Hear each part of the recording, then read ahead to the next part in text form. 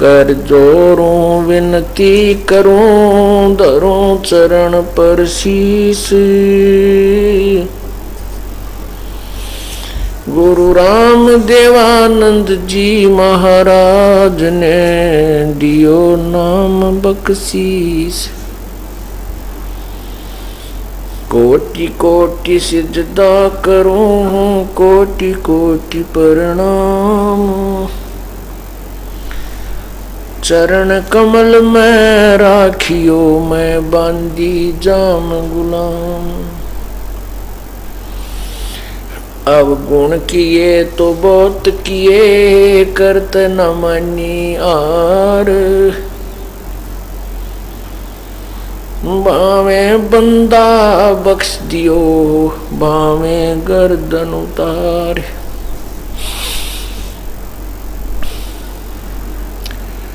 अब गुण मेरे बाप जी, बख्शो गरीब नवाज। जो मैं पूत कपूत हूँ, और पिता को लाज। मैं अपराधी जन्म का, नक्सक बरे विकार।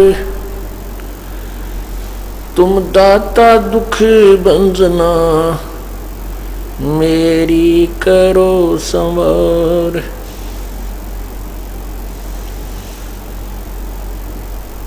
जय इब कै सतगुरु मिले, सब दुख आँखों रो।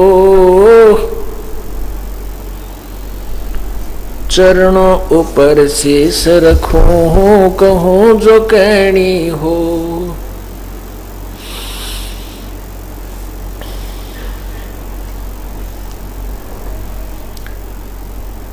गुरु जी तुम ना भूलियो, चाहे लाख लोग मिल जाहीं।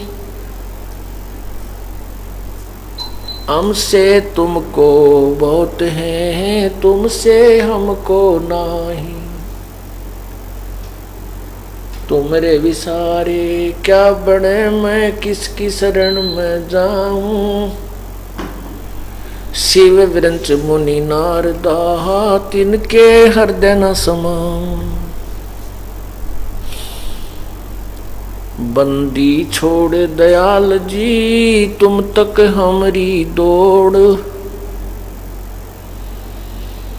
जैसे कागज जहाज का, अब सूझे और न ठोर।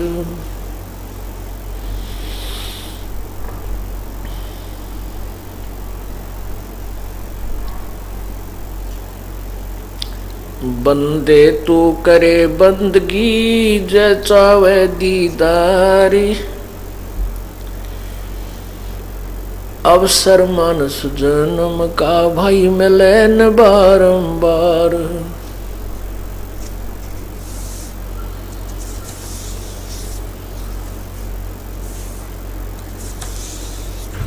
कबीर लूट सको तो लूटियो, राम नाम की लूट। पीछे फिर पछताओगे, प्राण जहांगे छूट।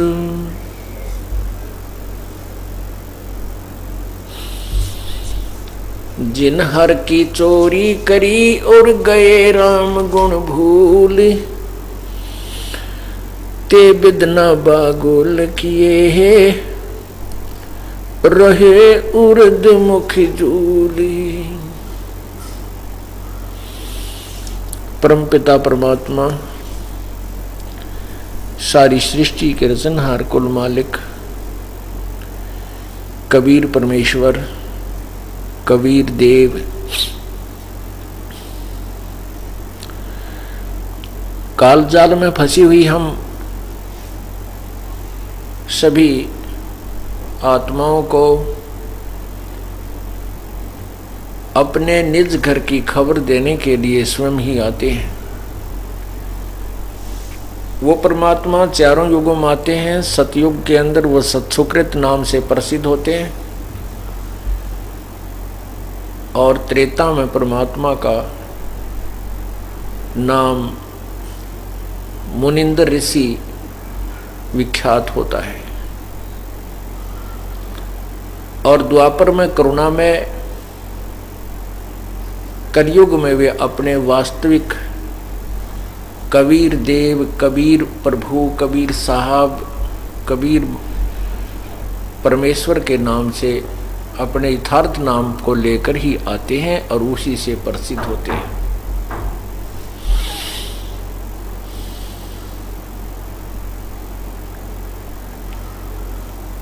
जब वो परमात्मा आते हैं उस समय उनके साथ बहुत संघर्ष होता है, क्योंकि वो यथार्थ ज्ञान देते हैं और उसमें काल के भेजे हुए नकली संतों ने, ऋषियों ने, गुरुओं ने शास्त्र विरुद्ध साधना का ढोल पीट रखा होता है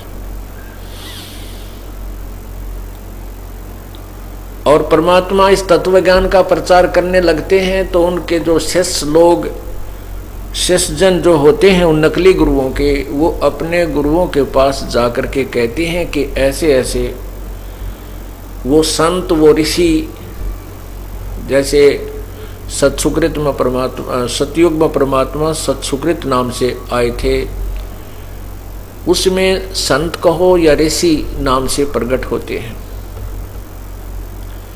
ऋषि कहलाते हैं, जैसे वर्तमान में संत ज़्यादा प्रसिद्ध हो रहे हैं, साधु कहते हैं, उस समय उनको ऋषि ही कहा करते थे। तो सुकृत ऋषि जी ऐसे ऐसे कह रहे हैं, परमात्मा यही लीला करते रहे हैं।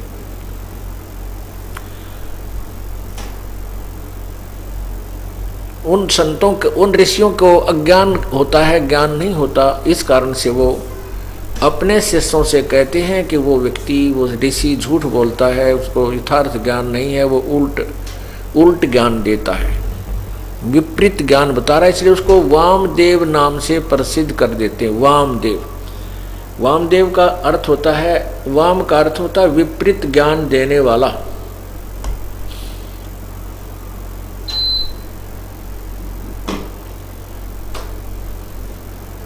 परमात्मा के ज्ञान को ना समझकर उनका और ही जो है व्यंग्यात्मक नाम निकाल लेते हैं।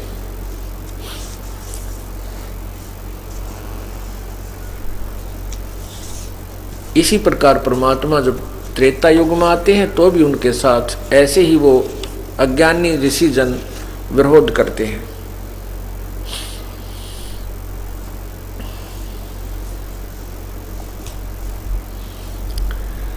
इसी प्रकार द्वापर और कलयुग में है। अब कलयुग के अंदर जो परमात्मा आए थे, उन्होंने जो अपना यथार्थ ज्ञान प्रचार किया, उनका भी बहुत जबरदस्त विरोध किया गया था। उसका कारण यही था कि वो नकली गुरुओं को भय हो गया कि तुम्हारी अब पोल खुलेगी और तुम्हारे शिष्य तुमसे दूर हो जाएंगे, तुम्हारा जो इनकम का सोर्स है, कमाई का धंधा बंद हो जाएगा। इस डर से उन्होंने परमात्मा को बदनाम करना शुरू कर दिया कि झूठा है, कपटी है, ये क्या जाने भक्ति के बारे में, अशिक्षित है। हम संस्कृत के पढ़े हुए, काशी विद्यापीठ में पढ़े हुए हैं, हम वेदों और गीता को यथार्थ रूप से समझते हैं और जो तुम्हें बता रहे हैं यही गीता, वेदों और पुराणों में लिखा है। तो उसमें हमारे पूर्वज अशिक्षित थे, उन्होंने मान लिया कि वास्तव में कबीर साहब तो अशिक्षित हैं और ये पंडित यानी ये गुरु लोग हमारे शिक्षित हैं, तो इनको वेदों का ज्ञान यथार्थ होगा, इसमें कोई शंका नहीं। क्योंकि संस्कृत के ज्ञाता को उस समय झुठलाया नहीं जा सकता था, क्योंकि समाज शिक्षित नहीं था। अब हमारे सभी भक्तजन, बहन बेटी भाई सब शिक्षित हैं, बुजुर्ग, और वही सदग्रंथ जो पहले केवल संस्कृत में थे अब हिंदी में अनुवादित हैं, और आप और हम हिंदी अच्छी तरह पढ़ सकते हैं क्योंकि हम हिंदुस्तानी हैं। और हिंदी को पढ़ करके हम ये निष्कर्ष निकाल सकते हैं कि वास्तव में इन सदग्रंथों में क्या लिखा है। अब आपके समक्ष वो सदग्रंथ शीशे की तरह दिखाए जा रहे हैं। आप अपनी आंखों से पढ़ रहे हो, सीडी बना दी गई है, टीवी चैनलों पर भी हम कोशिश की है चलवाने की, लेकिन इन अज्ञानी संतों ने नहीं चलने दिया हमारा प्रोग्राम। फिर भी हमने सीडी बना करके जनसाधारण तक पहुंचाने की चेष्टा की है, और पुण्यात्माएं अपनी आंखों देखकर इस यथार्थ ज्ञान को कृतार्थ हो रही हैं, गदगद हो जाती हैं कि ये अनमोल ज्ञान कहाँ छुपा था प्रभु अभी तक।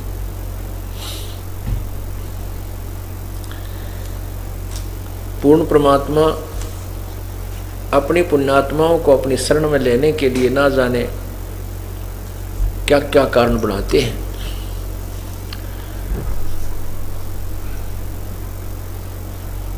एक समय की बात है,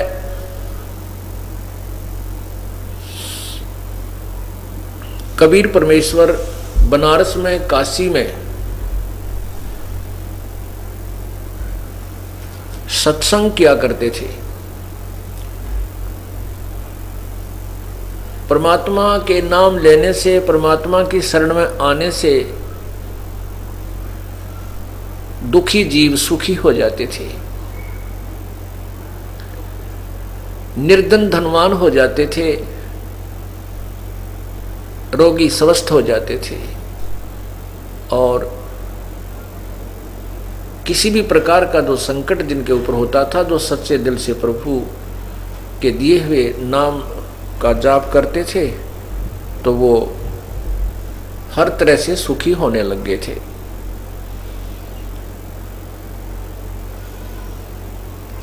एक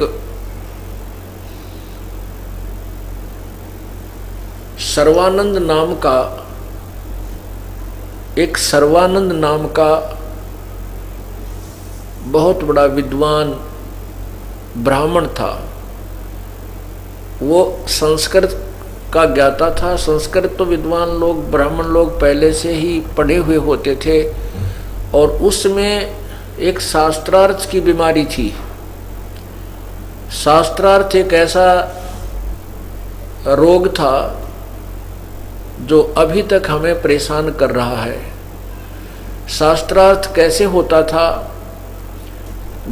एक विद्वान आता था कि मेरे साथ शास्त्रार्थ कीजिए, दूसरा विद्वान यानी पंडित उसके साथ शास्त्रार्थ करता था। दोनों संस्कृत बोलते थे और श्रोता अशिक्षित होते थे जिनको संस्कृत का ज्ञान नहीं होता था। और जिसने भी संस्कृत अधिक बोल दी उसी की महिमा हो जाती थी, और जिनको संस्कृत समझ में नहीं आती वो श्रोता, अशिक्षित श्रोता, अपनी तारी पीट कर उन दोनों विद्वानों की यानी ब्राह्मणों की जय और पराजय का फैसला किया करते थे।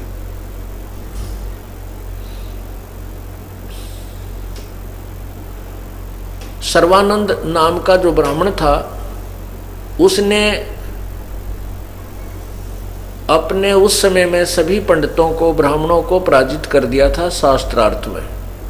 वो क्या करता था कि एक बैल के ऊपर एक थैला डालकर दोनों तरफ, जैसे गधे का बोरा होता है ऐसे उसमें एक बोरा डालकर, ऐसे थैला डालकर उसके अंदर सभी शास्त्र, वेद, चारों वेद, 18 पुराण और 6 उपनिषद, 11 उपनिषद, 6 शास्त्र, रामायण, महाभारत, सुधा सागर, श्रीमद् भागवत सुधा सागर आदि, गीता जी, सभी ग्रंथों को रखा करता था, और व्याकरण आदि भी साथ रखता था। उसने वेदों के मंत्रों को कंठस्थ याद किया हुआ था, पुराणों के भी अध्याय आदि उसने कंठस्थ याद किए हुए थे। उसने आसपास के उस समय के सभी विद्वानों को शास्त्रार्थ में पराजित कर रखा था। उस सर्वानंद ब्राह्मण की एक माता जी, जिसका नाम शारदा देवी था,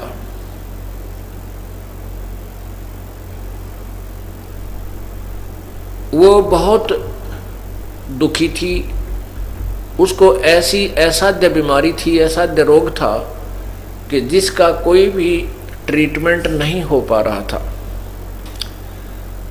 शारदा देवी ने अपने उपचार के लिए अपने पुत्र सर्वानंद से भी जंतर मंत्र करवा लिए। जैसे गीता जी में लिखा है कि वो 4 प्रकार के मुझे बजते हैं, जिसमें ज्ञानी, आर्थ, अर्थार्थी, ज्ञानी, आर्थ, जिज्ञासु और ज्ञानी। तो आर्थ का अर्थ होता संकट निवारण के लिए वेदों के मंत्रों से अनुष्ठान करना। तो माता ने अपने पुत्र से भी और जिसने भी जहाँ कोई संत बताया उसके पास जाकर के आशीर्वाद प्राप्त किया कि मैं स्वस्थ हो जाऊं, मेरा ये रोग नष्ट हो जाए। लेकिन सब जगह व्यर्थ रहा, कोई भी वैद्य की दवाई काम नहीं कर रही थी। पुण्यात्माओं, जब जिसके ऊपर 3 ताप का प्रभाव होता है वो किसी भी जंतर मंत्र से या किसी देव के भगवान के जाप से, पूर्ण परमात्मा के अतिरिक्त और पूर्ण संत से प्राप्त किए बिना कोई भी जाप जंतर मंत्र कोई करता है, उससे वो 3 ताप और प्रारब्ध कर्म समाप्त नहीं होता, वो भोगना ही पड़ता है। इसी वो जहाँ भी गई, वो पुण्यात्मा, वो दुखी स्त्री, वो बहन जहाँ भी गई, तो पहले तो उन ऋषियों ने जंतर मंत्र बताए, आप ये जाप करो, आप ऐसा करो, ऐसा करो, ऐसा पुण्य करो, वो सब कुछ कर लिया, लेकिन शारदा जी को कोई लाभ नहीं हुआ। तो अंत में वो ऋषि कह देता था, वो गुरु कह देता था कि बहन, ये तेरे प्रारब्ध का कर्म है, प्रारब्ध कर्म, ये पाप कर्म तुझे भोग कर ही समाप्त करना होगा, इसका कोई इलाज नहीं होता। साथ में वो उदाहरण भी देते थे कि किए हुए कर्म का फल, प्रारब्ध का कर्म तो भोगना ही पड़ता, ये पाप अक्षमा नहीं होता, नष्ट नहीं हो सकता। इसी प्रकार सबसे जवाब लेख प्राप्त करके वो माई अंतिम सांस गिने थी। उसके शरीर में बहुत ज्यादा पीड़ा रहती थी, न भूख लगती थी, न प्यास लगती थी, शरीर भी जीर्ण शीर्ण हो गया था। और वो सोच रही थी मेरी अब मृत्यु निकट है, और तड़फ रही थी, बहुत कष्ट पा रही थी। एक दिन परमात्मा कहते हैं, सौसल छिद्र मैं करूं अपने जन के काज, और हिरण्यक्ष कहते हिरणाकुश जो मार दूं मैं नरसिंह धर लूं साज। गैल गैल लाग्या फिरूं, जो जन हमारी शरण है ताका हूं मैं दास, और गैल गैल लाग्या फिरूं जब लग धरती आकाश। एक दिन उस शारदा के पास उसी का एक रिश्तेदार ब्राह्मण आया। उस ब्राह्मण ने परमात्मा कबीर जी से उपदेश ले रखा था। हाँ, उससे पहले एक उसकी सहेली आई जिसने कबीर परमात्मा से उपदेश ले रखा था, शारदा की सहेली ने। और वो काशी से दूर आसपास किसी नगर गांव की रहने वाली थी, तो वो बहुत कम आ पाती थी। एक दिन उसके मन में आया कि आज अपनी सहेली से भी मिल चलती हूँ और आज सत्संग भी सुनकर आऊँगी सतगुरुदेव का। तो पहले वो अपनी सहेली के पास चली गई। शारदा के उस सतिथि को देखकर उसने कहा, बहन आपको क्या तकलीफ है? आप तो बहुत वीक हो गई हैं, बहुत कमज़ोर हो गई हो। शारदा जी ने कहा, बहन क्या बताऊं, मैं बहुत ही दुखी हूं, अंतिम श्वास गिन रही हूं। तो उस परमात्मा की शिष्या ने कहा कि आप इलाज करा लीजिए। शारदा ने कहा कि मैंने कोई वैद्य डॉक्टर नहीं छोड़ा है, सबसे इलाज करा लिया, लेकिन दवाई कोई असर नहीं करती, औषधि निष्क्रिय हो रही है। मैंने सब संत, बहुत से जो प्रसिद्ध संत हैं उनसे भी संपर्क साधा है। सभी ने कह दिया है कि ये तेरे प्रारब्ध का कर्म है, ये तुझे भोगना पड़ेगा, इसका कोई इलाज नहीं। बहन, मैं तो अपने अंतिम सांस गिनू हूँ, जो दुख मेरे साथ ही जाएगा और मेरा कोई नरक जो है, मेरा जीवन नरक हो गया है। तब उस की सहेली जो परमात्मा कबीर जी की शिष्या थी, उसने कहा, बहन मैं आपको एक राय देती हूँ, प्रार्थना करती हूँ, आप हमारे गुरुदेव से उपदेश ले लीजिए, आपका ये रोग नहीं रहेगा। अब उस बहन ने बड़े प्यार और श्रद्धा से कहा था कि यदि ये हृदय से गुरुदेव के चरणों में आ जाएगी तो इसका कष्ट संकट निवारण हो जाएगा।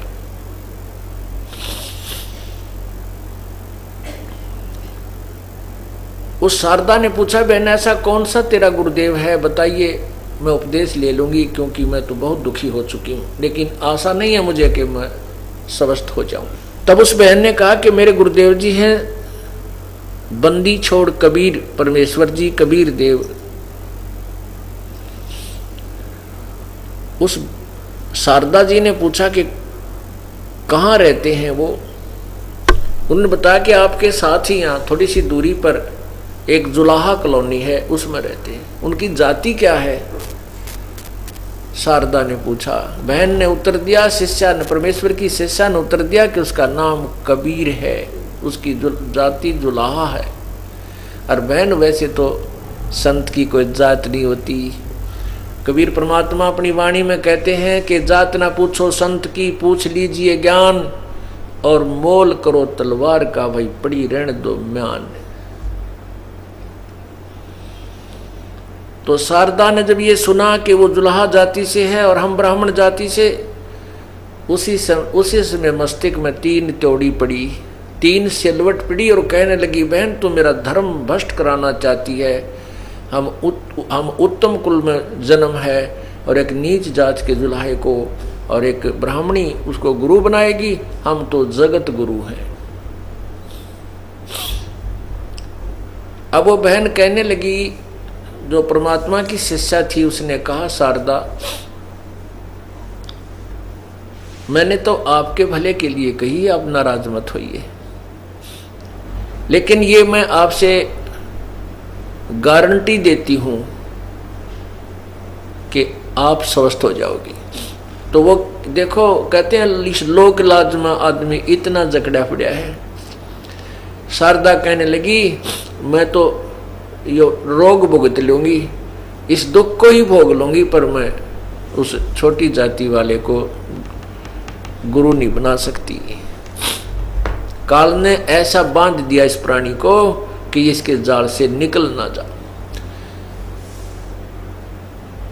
वह बहन जो परमात्मा की शिष्या थी, वह उठकर चली गई। वे ठीक है, जैसे आपको उचित लगे ऐसे कर लीजिए, लेकिन ध्यान रखना ये जात पात 2 दिन की है। आज आपकी मृत्यु हो जाए, फिर क्या पता आप मुसलमान के घर में जन्म ले लो, क्या पता आप किसी और दूसरे घर में जन्म लो, क्या पता आप जुलाहे के घर भी जन्म ले सकती हो।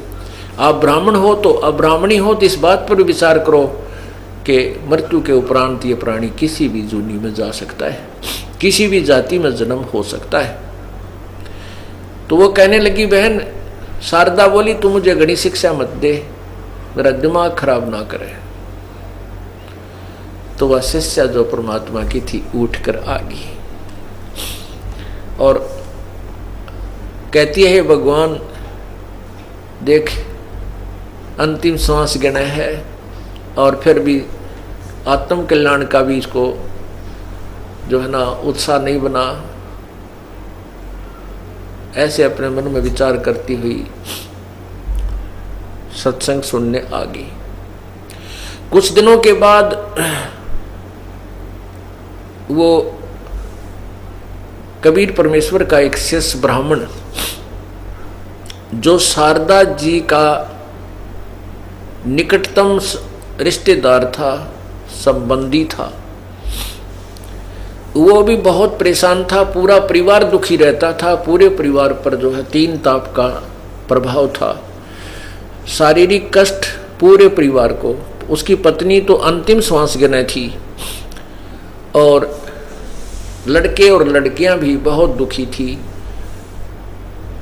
और वित्तीय हालत बहुत कमजोर थी, बहुत बड़ा निर्धन था।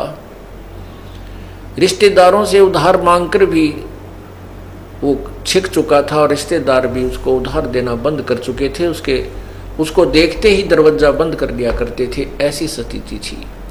उस पुण्यात्मा को भी एक परमात्मा कबीर परमेश्वर की कोई शिष्य वहां पहुंचा, उसको सारी कहानी सुनाई, बार बार समझाया। उसको भी यही आंट बनी हुई थी कि मैं ब्राह्मण हूं और वो छोटी जाति का है। तब उस भक्त ने, परमात्मा के शिष्य ने, कबीर जी के शिष्य ने बार बार समझाया तो कहते मरता क्या नहीं करता। उस ब्राह्मण ने परमात्मा का उपदेश अपनी पत्नी को दिला दिया। नाम लेने से उसकी पत्नी को बहुत राहत मिली, बहुत राहत मिली। फिर उसने अपने बच्चों को दिलाया, वो भी काफी राहत हुई। फिर उसको इतना ऐसा चांदना होया, ऐसे प्रेरणा हुई, स्वयं भी जाकर के परमात्मा के चरणों में गिर गया, उपदेश ग्रहण किया कबीर परमेश्वर से।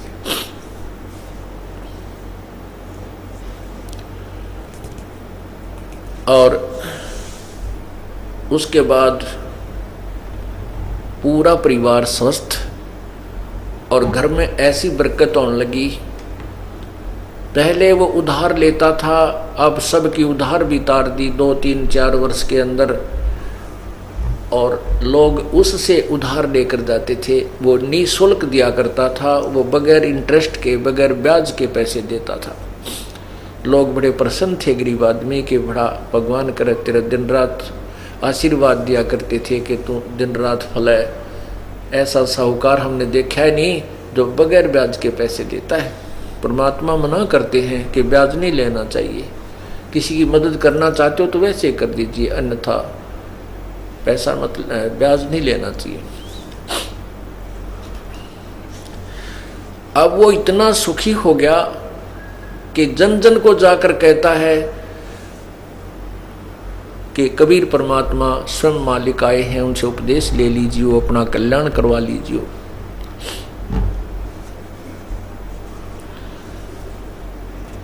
एक दिन उसका जाना हो गया शारदा जी के घर पे। शारदा जी इस बात से परिचित थी कि वो हमारा रिश्तेदार जो उस गांव का है वो बहुत ही महादुखी था और अब वो किसी संत के पास जाता है। वहां जाने से पूरा से परिवार सुखी हो गया है और उसकी वित्तीय स्थिति भी बहुत अच्छी सुधर गई है। ऐसी उसको बातें सुनने को मिला करती थी। एक दिन वो स्वयं ही शारदा के घर पहुंच गया, प्रणाम किया, शारदा से कुशल मंगल पूछी तो शारदा ने कहा क्या बताऊं, मैं तो बहुत दुखी हूँ, बहुत दिनों से भुगत रही हूँ। तो उस रिश्तेदार ने कहा कि क्या आपने कोई ट्रीटमेंट नहीं कराया, इसका उपचार नहीं करवाया। शारदा ने सब कथा बता दी कि मैंने सब उपचार करवा लिया, सभी ऋषियों से जो भी मेरे पहुंच तक जहाँ तक थी मुझे ज्ञान हुआ, उन संतों से भी, ब्राह्मणों से भी, सबसे मैंने अपने संकट निवारण के लिए प्रार्थना की। अंत में उन्होंने बताया कि तो ये प्रारब्ध का कर्म है और ये तो मुझे भोगना ही पड़ेगा। भगवान श्री राम ने भोगा, जो विष्णु अवतार थे, कि उन्होंने श्री कृष्ण रूप में अपना बदला दिया, जो श्री राम रूप में बाली को मारा था वृक्ष की ओट लेकर, और श्री कृष्ण के पैर में तीर मारकर, विषाक्त तीर मारकर उस बाली वाली आत्मा ने बदला लिया, उसको भगवान श्री कृष्ण को मारा। तो इस प्रकार सभी संतों ने मुझे बता रखा है कि तेरे पाप कर्म है, तेरे प्रारब्ध में लिखा है, ये तुझे दंड भोगना ही होगा।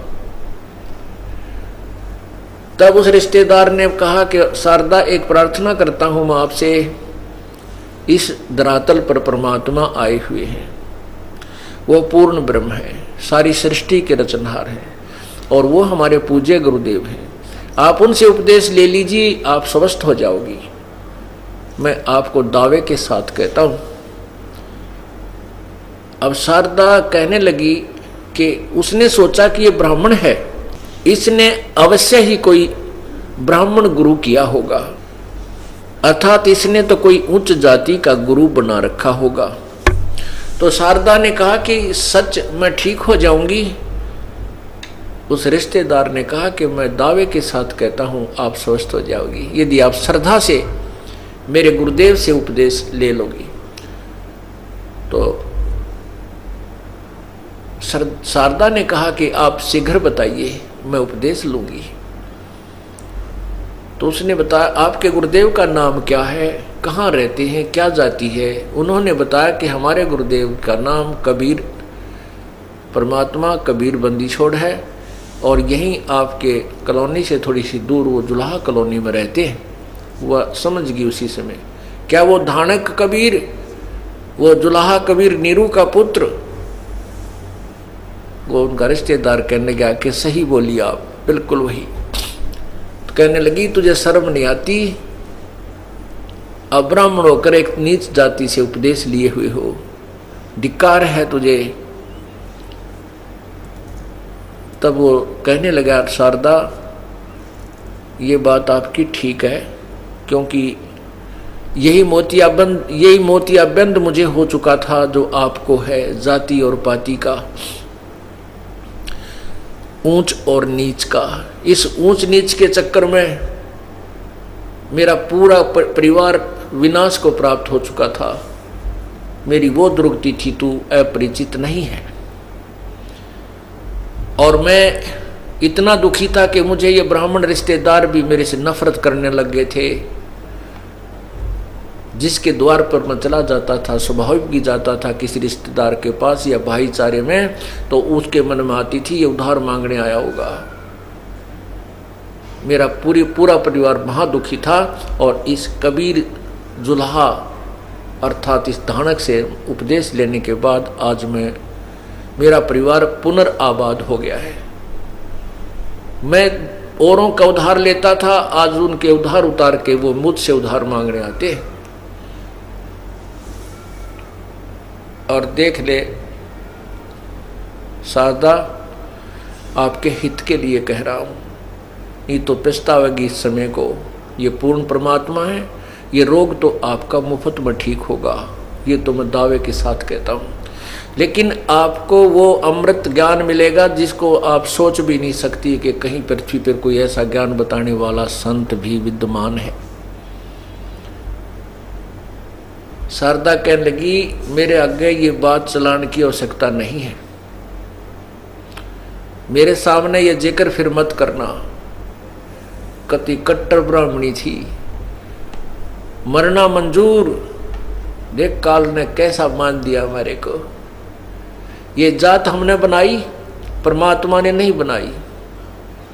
हम संत जन कहते हैं, कबीर परमात्मा कहते हैं, ऊंच नीच इस विध है लोई, और कर्म को कर्म कहाँ में दोई। ऊंच और नीच तो जो जाति से नहीं, कर्म से है। जो शराब पीता है, मांस खाता है, लूट करता है, जीव हिंसा करता है, चोरी करता है, ठगी करता है, बुरी नज़र से बहन बेटियों को देखता है, वो नीच है, वो चाहे किसी जाति का है। और जो इन विकारों से दूर है, परमात्मा की सत भक्ति करता है, वो संत भक्त है और ऊंच है। ऊंच नीच इस विध है लोई, कुर्म कुक्रम सुक्रम कुक्रम कहाँ में दोई। अच्छे और बुरे कर्मों से ऊंच नीच होता है, जाति ऊंच नीच नहीं होती। लेकिन उस पंडितानी का कहाँ समझ में आवा थी, वह तो पक्की रंग में रंग रही थी, कत्ती नहीं मानी। ने बोली आपने खाना बना रखा है, रोटी खा लो, विश्राम करो, पर यह चर्चा मेरे से मत करो। क्या कहते हैं, कबीर पिछले पाप से हरि चर्चा ना सुभावे, के ऊँघ के उठ चले के और बात चलावे। पिछले पाप ते परमात्मा की चर्चा नहीं सुहावे, अच्छी नहीं लगती, और के ऊँघन लग जाएगा ना, और कोई बात छेड़ देगा, उससे बाईपास हो जाएगा भगवान की चर्चा से। तुलसी साहब कहते हैं, तुलसी पिछले पाप ते हरि चर्चा ना भावे, और जैसे जबर के बेगते भाई भूख बेदा हो जावे।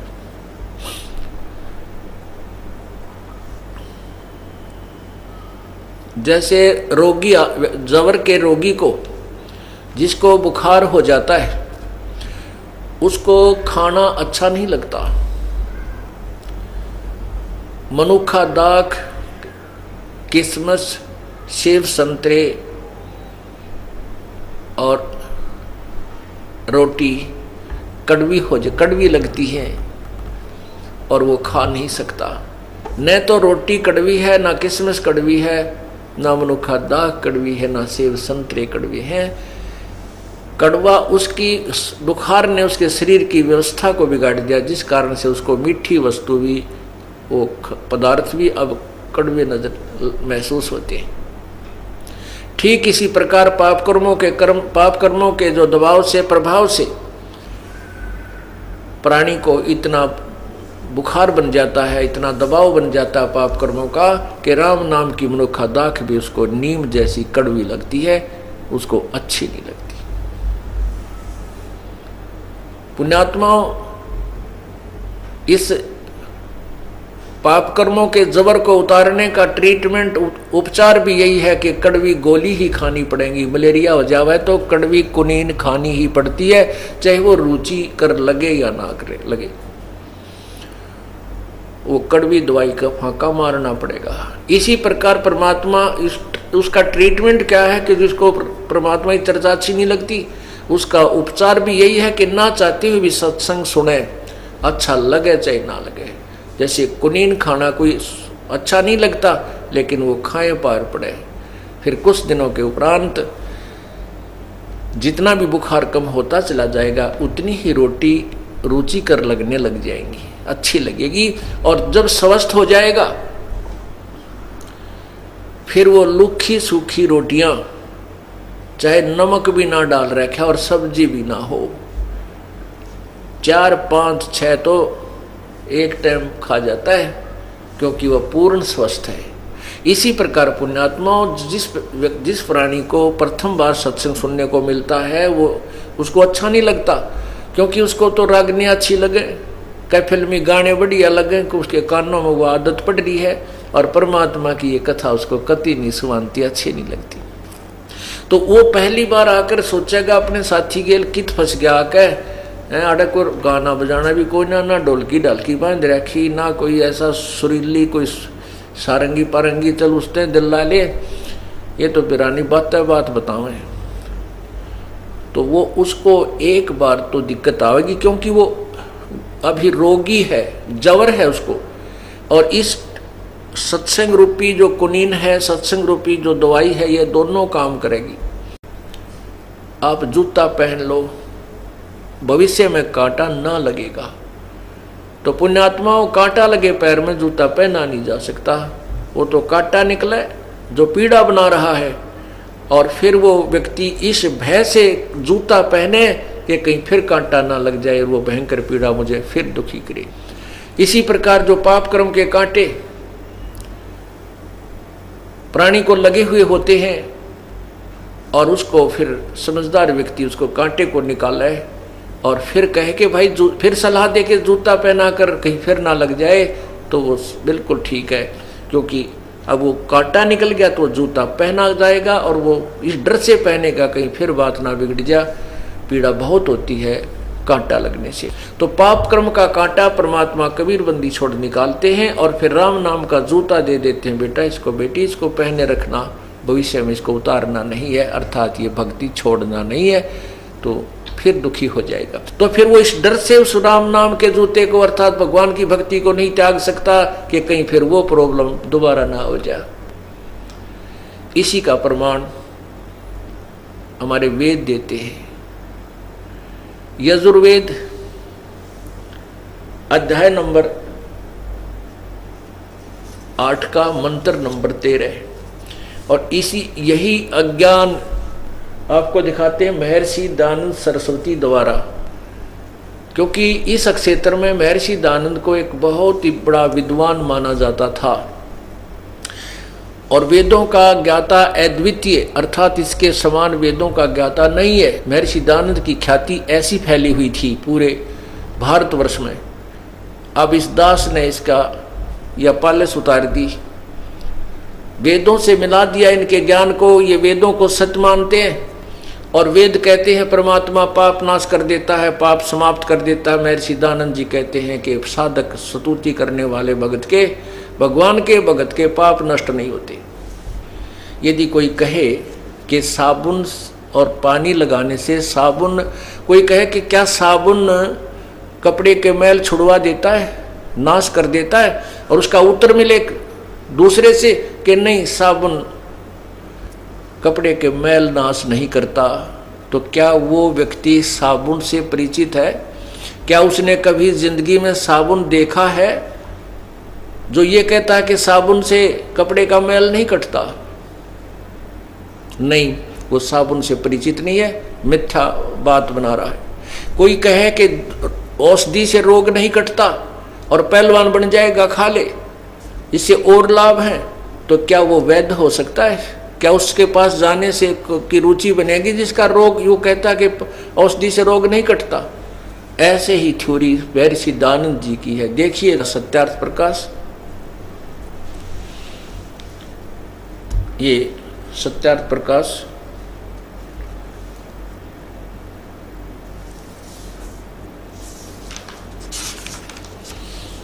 अथ है, सत्यार्थ प्रकाश है। महर्षि दयानंद सरस्वती स्वामी विरचित है। और कहाँ से छपा है? प्रकाशक है वैदिक यतिमंडल दयानंद नगर, दयानंद मठ दीनानगर पंजाब।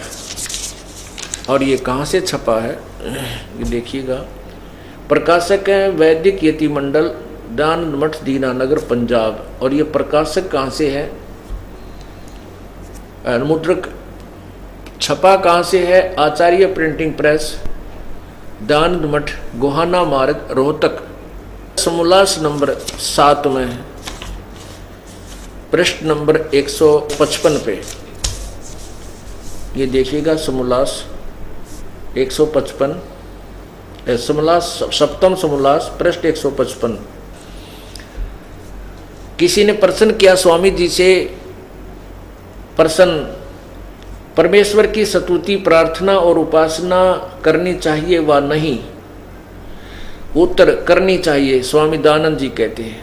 प्रश्न करने वाला कहता है क्या स्तुति आदि करने से ईश्वर अपना नियम छोड़ स्तुति प्रार्थना करने वाले का पाप छुड़ा देगा? उत्तर महर्षि जी का नहीं। तो प्रश्नकर्ता कहता है तो फिर स्तुति प्रार्थना क्यों करना? वे किस लिए भक्ति करें जब उसके पाप पर नहीं कटेंगे? उत्तर स्वामी जी का, उनके करने का अन्य फल, अन्य का फल अन्य ही है। प्रश्न क्या? उत्तर, स्तुति से ईश्वर में प्रीति, उसके गुण कर्म स्वभाव का से अपने गुण कर्म स्वभाव का सुधरना, स्वभाव का सुधरना। प्रार्थना से निरअभिमानता, उत्साह और साहे का मिलना। उपासना, उपासना से परब्रह्म से मेल और उसका साक्षात्कार होना। अब यहाँ स्वामी जी देखना, इस 154 पृष्ठ पर कह रहे हैं कि प्रश्न करने वाले ने पूछा परमात्मा ईश्वर साकार है व निराकार? उत्तर मिला के निराकार। स्वामी जी कहते हैं उत्तर निराकार है, परमात्मा निराकार है। और यहाँ पर कह रहे हैं कि उपासना करने से, 155 पे, उपासना करने से परब्रह्म से मेल और उसका साक्षात्कार होना। ओए होए, 2 सिद्धांत फेल हो गए स्वामी जी के इस 155 पृष्ठ पे 7वें समोल्लास में। कौन कौन से? एक तो निराकार वाला सिद्धांत फेल हो गया, क्योंकि साक्षात्कार और मिलन तो साकार से होता है, निराकार से नहीं होता। और दूसरा सिद्धांत ये हो गया कि वो कहते हैं कि पाप अक्षमा नहीं होते। अभी आपको दिखाएंगे यजुर्वेद अध्याय नंबर 8 के मंत्र 13 में कि परमात्मा पाप काट देता है। और तीसरा सिद्धांत वो फेल हो गया, वो कहते हैं कि ब्रह्म से अतिरिक्त कोई भगवान नहीं है, परमात्मा एक ही है, अनेक भगवान वेदों में नहीं लिखे, केवल एक भगवान, अनेक नहीं है। तो ब्रह्म और परब्रह्म, दादा और परदादा दो होते हैं, एक नहीं होते। तो परब्रह्म शब्द इन्होंने खुद लिखा है कि वो साधक साधना करने से पाप तो अक्षमा नहीं होते, वो पापी आत्मा परब्रह्म से मिल लेता है, यानी ब्रह्म से भी दूसरे भगवान को। अब देखिएगा इसी 7वें अध्याय का 7वें समोल्लास में प्रारंभ में ही पूछा किसी ने प्रश्न, ये 7वां समोल्लास है, स्टार्ट यहीं से होता है, ये अथय 7वां समोल्लास है। और इसमें ये पूछा किसी ने कि प्रश्न, वेद में ईश्वर अनेक हैं। प्रश्नकर्ता ठीक कह रहा है कि वेद में ईश्वर अनेक हैं, इस बात को तुम मानते हो वा नहीं? उत्तर, नहीं मानते। स्वामी जी कहते कि नहीं, कहीं भी अनेक ईश्वर नहीं है, दो भगवान नहीं है, क्योंकि चारों वेदों में कहीं यह नहीं लिखा है जिससे अनेक ईश्वर सिद्ध हों, किंतु यह तो लिखा है कि ईश्वर एक है। अब स्वामी जी ये भी बताते हैं कि ये देखिएगा प्रथम समोल्लास में स्पष्ट कहते हैं कि ईश्वर ब्रह्म ही ईश्वर एक है, ब्रह्म है। प्रथम समोल्लास ये पृष्ठ नंबर 15 पे यहाँ स्पष्ट कर रहे हैं कि ओम आकाश और खम, ये लिखा है खम, या देखना, सबसे बड़ा होने से ईश्वर का नाम ब्रह्म है। ईश्वर का नाम ब्रह्म बताया इन्होंने, ये देखना, ईश्वर का नाम ब्रह्म है। और यहाँ क्या कहते हैं कि ईश्वर एक है, वेदों में कहीं नहीं लिखा, एक ही ईश्वर अर्थात ब्रह्म है। और यहाँ स्वयं ही ये परब्रह्म कह रहे हैं कि उस साधना से परब्रह्म से मेल और उसका साक्षात्कार होना, परब्रह्म से मेल और उसका साक्षात्कार होना। अर्थात ब्रह्म तो इन्होंने फाइनल कर दिया कि ब्रह्म ही ईश्वर का नाम ब्रह्म है। और ये कहते परब्रह्म से मिल जाता है दूसरे भगवान से, पर माने सेकंड, अनोदर, जैसे उस ब्रह्म से भी ऊपर का सुप्रीम परमात्मा है, जैसे दादा से दूसरा परदादा, दूसरा दादा, दादा का भी पिता। तो ऐसे दो ब्रह्म सिद्ध हो गए परब्रह्म से। तो इस स्वामी दयानंद जी के 7वें अध्याय के यानी सत्यार प्रकाश में 7वें समोल्लास में ये दो सिद्धांत तो उसने स्वयं फेल कर दिए। और तीसरा उपदेश करेगा कि परमात्मा पाप नहीं काटता, ये वेद कर देंगे, यजुर्वेद करेगा। अब देखना,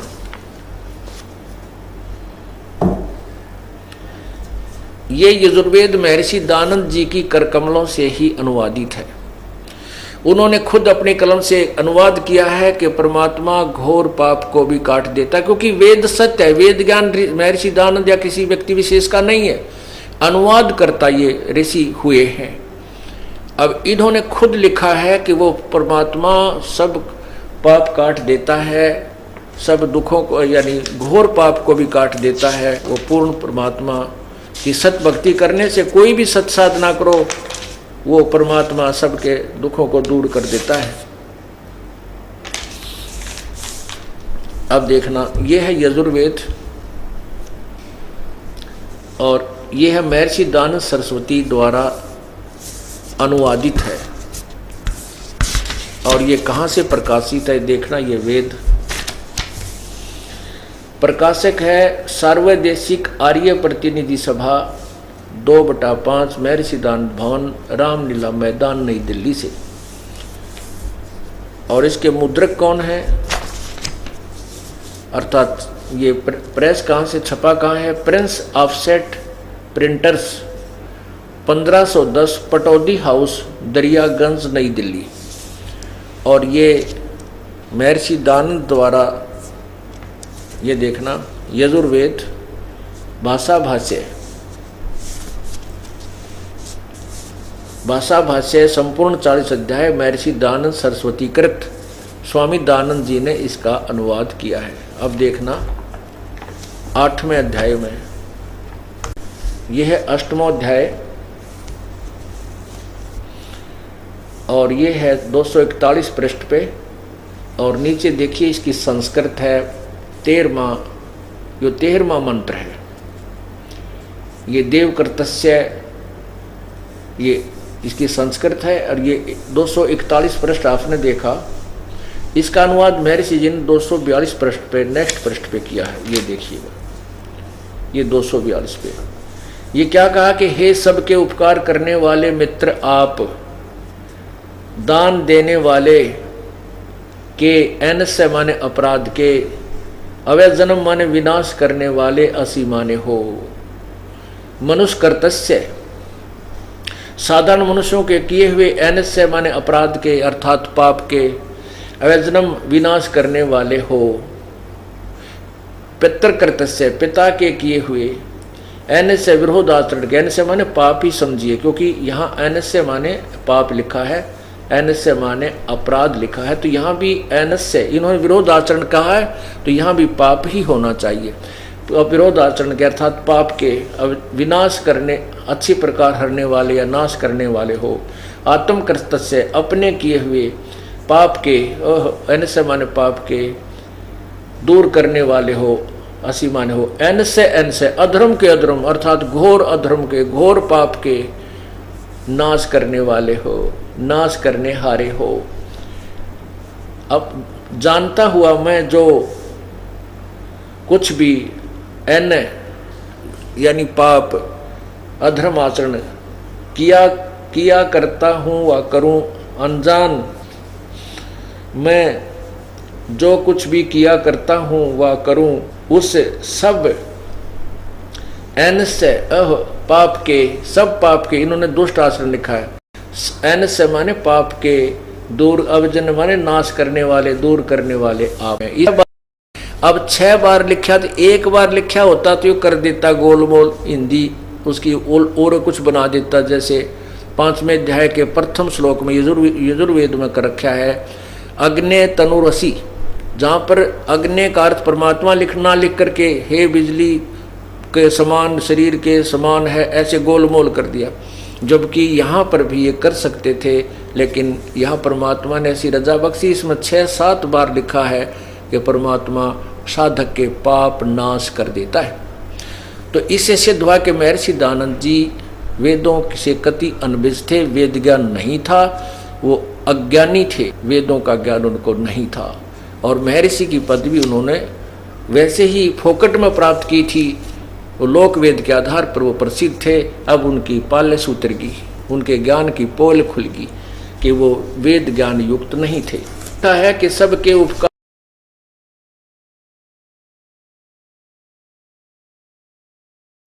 गुमराह करने वाले ये भी कर देते हैं, क्योंकि जिन लोगों का ज्ञान समाप्त हो जाता है वो झूठ का सहारा लेते हैं। तो हमने समाचार पत्रों में ये जो का तो लेख लिखा करते थे और जनसाधारण के समक्ष हम भेजा करते थे, तो वो भी विरोध में कुछ ऊटपटांग विज्ञापन या कोई समाचार से उत्तर देते थे। वो कहते थे उसमें 8वें अध्याय के 13वें श्लोक में तो लिखा है मित्र भगवान, थोड़ा लिखा है कि परमात्मा रोग दुख दूर करता है। यानी फिर भी उन लोगों ने स्वीकार ना करके, इन आचार्यों ने जो इस सत्यार प्रकाश को बेच के रोटी खा रहे हैं, उन्होंने सच्चाई जनता को गुमराह करने के लिए ये प्रश्न भी किए। अब पुण्यात्मा सत्यार प्रकाश में महर्षि दयानंद जी खुद कहते हैं मित्र का अर्थ परमात्मा समझिए। वही जहाँ मित्र शब्द वेदों में लिखा जाता है, वैसे तो संस्कृत में मित्र शब्द नहीं है वेदों में, वेद के उस 8वें अध्याय के 13वें श्लोक में, लेकिन इसने खुद वहाँ मित्र लिख दिया कि जनसाधारण ने सोचा किसी मित्र ने कह रखी होगी भगवान के विषय में, नहीं है, भगवान नहीं करता। अब देखिए एक प्रथम समोल्लास, ये सत्यार प्रकाश वही,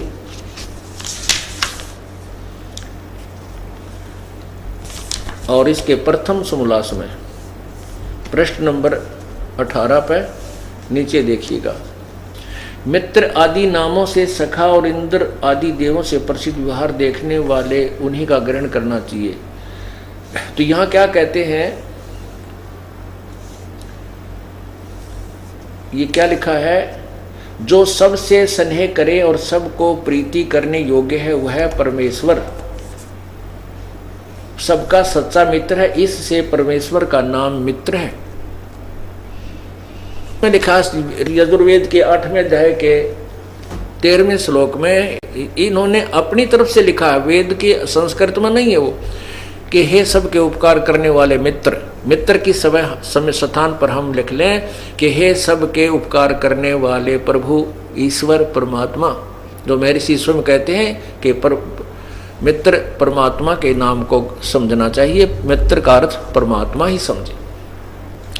तो इसी प्रकार उस शारदा और अन्य समाज को यह उल्टी पट्टी पढ़ा रखी थी कि पाप कर्म नहीं कटते, पाप तो भोगने ही पड़ते हैं, परमात्मा पाप अक्षमा नहीं करता। और इसमें लिखा है वेदों में ब्रह्म बोल रहा है और ब्रह्म पूर्ण परमात्मा पूर्ण ब्रह्म की तरफ संकेत कर रहा कि वो परमात्मा पूर्ण ब्रह्म अपने साधक के पापों का नाश कर देता है। ब्रह्मा विष्णु महेश जी की साधना से, ब्रह्म तक की साधना से, परब्रह्म तक की साधना से पाप नाश नहीं होते, पूर्ण परमात्मा की भक्ति से पाप नाश हो जाते हैं, समाप्त हो जाते हैं। परमात्मा कबीर बंदी छोड़ कहते हैं, जब ही सतनाम हृदय धरो भयो पाप को नासे, जैसे चिंगारी अग्नि की पड़े पुराने घासे। कि जब ही सतनाम हृदय धरो, जब ही सच्चा नाम पूर्ण संत से प्राप्त हो जाता है और हम उसको सच्ची लगन सच्ची श्रद्धा मर्यादा से जाप करते हैं, तो वो पाप नष्ट ऐसे हो जाते हैं जैसे बहुत बड़े घास के ढेर में और एक माचिस की सीख लगा दी जाए। वो चिंगारी अग्नि की पूरे सूखे घास को चाहे 1000 लाख मन पड़ा हो, लाख टन पड़ा हो, वो जलाकर भस्म कर देती है, सभा कर देती है, उसका राख बन जाती है, खाक बन जाती है और वो हवा में उड़कर वो स्थान भी साफ हो जाता है। और ये नकली गुरु, झूठे गुरु और ये ऋषि महर्षि, ये झूठे जो वेद ज्ञान से अपरिचित थे, ये दुनिया को भ्रमित कर गए क्योंकि उनको यथार्थ ज्ञान नहीं था। वो ब्रह्म से आगे किसी को नहीं जानते थे, जबकि परब्रह्म पूर्ण ब्रह्म ये अन्य शक्तियां और हैं। अब शारदा जी को बड़ा आनंद आया और कहा, परमात्मा मुझे उपदेश दे दो। प्रभु ने कहा कि शारदा, दुनिया तेरी हंसी करेगी, ब्राह्मण लोग तेरा मजाक करेंगे।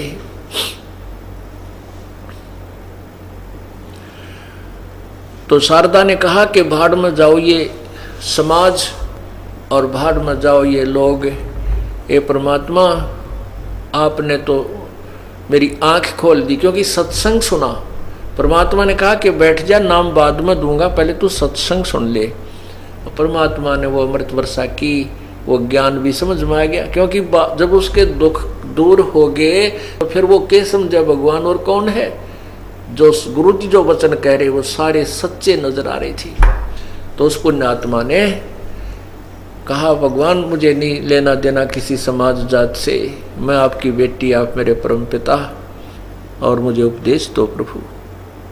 परमात्मा तो यही चाहते थे, उपदेश दे दिया।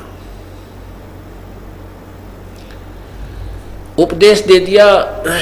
अब शारदा डट कर भजन करती और फिर रह रहकर सत्संग सुनती तो उसकी आत्मा से जो अज्ञान था वो पूर्ण रूप से हट गया। परमात्मा कहा करते, बच्चों, वर्तमान में कोई भी संत ऋषि नहीं है जिसके पास तत्व ज्ञान है और जिसको यथार्थ भक्ति का मार्ग का ज्ञान हो। इस बात को सभी शिष्य अच्छी तरह मानते थे, जानते थे। और साथ में वो दुखी आत्मा, क्योंकि वहाँ आकर वही लोग आते थे जो महादुखी थे, सुखी तो कोई एकाध भगवान ही आता था, और सभी दुखी सुखी हो गए थे। इस प्रकार परमात्मा के 64 लाख शिष्य हो गए थे। 64 लाख। आज से 600 550 वर्ष पहले विचार करो, 64 लाख शिष्य हो जाना कोई मामूली बात नहीं है। जबकि हिंदुस्तान की उस समय 550 600 वर्ष पहले कुल 4 करोड़ आबादी होगी मुश्किल तय, और उस समय से 64 लाख शिष्य हो जाना ये कोई बालकों का खेल नहीं। उसमें तो कोई मीडिया भी नहीं था, ना कोई टीवी चैनल थे कि भी एक आदमी एक जगह से अपना प्रचार करके सबको सुना सकता है। तो ये कैसे रजा हुई थी परमात्मा की? ऐसे ही जोत के जोत जली थी। 120 वर्ष तक परमात्मा रहे थे इस पृथ्वी पर, एक साधारण मनुष्य का, एक आम भगत संत की तरह जीवन जीकर और जनता का कल्याण किया था। तो उसमें ऐसे ही जोत के जोत जली थी। जो सुख हो जाता विश्वों को जाकर बताता, कोई रिश्तेदार को सुनाता, कोई मित्र को सुनाता, कहीं राह चलते को जिक्र करता। ऐसे 64 लाख से प्रभु के हो गए थे। एक दिन उस सर्वानंद ने, जो शारदा जी के पुत्र थे, वो विद्वान ब्राह्मण जिसने उस समय के सभी विद्वानों को पराजित कर दिया था शास्त्रार्थ में, तो उसके मन में ये आया कि मैं अपना नाम सर्वाजीत रखवा लूं। सर्वाजीत, सर्वाजीत का अर्थ होता है जिसने सब पर विजय पा ली हो, सर्वाजीत।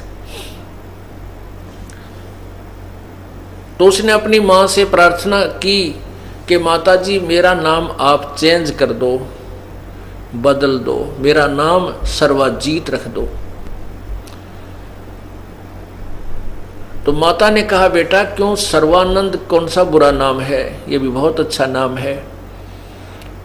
तो उसने कहा सर्वानंद ने कि माता जी मैंने आसपास के इस पृथ्वी पर जितने भी विद्वान पुरुष हैं, ब्राह्मण हैं, वो ज्ञान में शास्त्रार्थ में पराजित कर दिया है, और मैं इसलिए अपना नाम सर्वाजीत रखवाना चाहता हूं कि सर्वाजीत नाम से सभी जान जाएं कि यो वो व्यक्ति है जिसने सबको पराजित कर दिया, सब पर विजय पा ली है।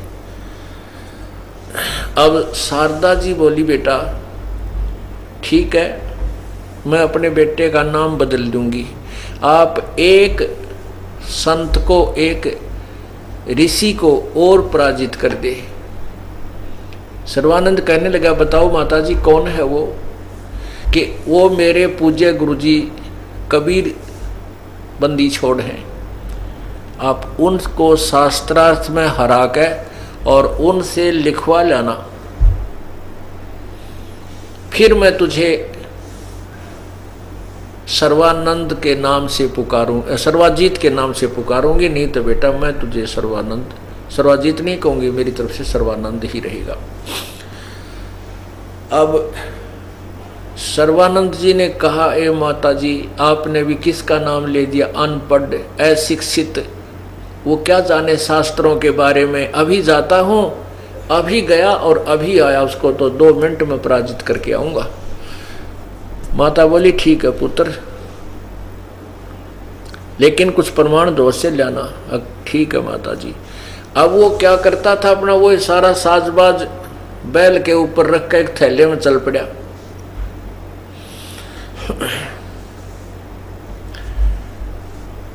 और दोपहर का समय, यही 11-12 बजे का समय दिन का,